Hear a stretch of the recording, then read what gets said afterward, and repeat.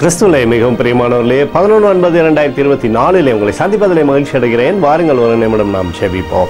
அன்பு தகப்பனே, இன்றைக்கு என்னுடைய பாதுகாப்புக்காய் ஜெபிக்கும்படி என் தேவனுடைய சமூகத்தில் வருகிறேன். என் தேவனுடைய நிறைவும் அன்பும் ஆசீர்வாதம் விடுதலும் என்னுடைய வாழ்க்கையில் இருக்கும்படி ஜெபிக்கிறேன். அப்பா, எல்லா பொல்லாப்பு நாசமோச விலைக்கு இவரை நீங்கள் பாதுகாத்துக் கொள்ளுங்க.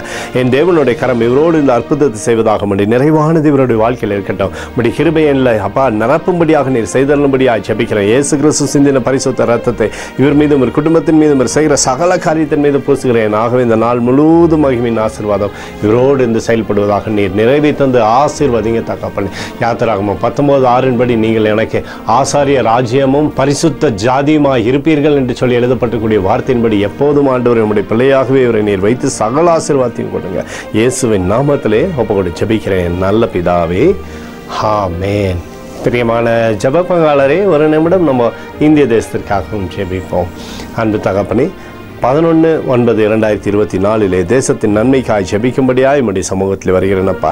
இந்திய தேசத்தை நீங்கள் ஆசீர்வதிக்கும்படியாய் ஜெபிக்கிறபடி கிருபை உம்முடைய கோலும் கைத்தறியும் தேசத்திலிருந்து செயல்படும்படியாக நீர் செய்தருளும்படி ஜெபிக்கிறேனப்பா. உம்முடைய நிறைவானது தேசத்தில் இருக்கட்டும். துன்பமோ துயரமோ தேசத்தை அணுகாதபடி நீங்கள் பாதுகாத்துக் கொள்ளுங்க.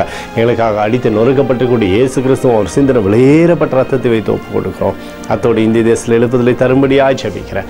எழுப்புதலை தருவீராக, எழுப்புதலை தருவீராக, எழுப்புதலை தருவீராக, எழுப்புதலை எங்கள் கண்கள் பார்க்கும்படி நீர் ஆசீர்வதிக்கும்படி ஜெபிக்கிறேன். நேற்றும் இன்றும் என்று மாறாதவராகி இயேசுவின் நாமத்திலே ஒப்புக்கொண்டு ஜெபிக்கிறேன் நல்ல பிதாவே, ஆமென்.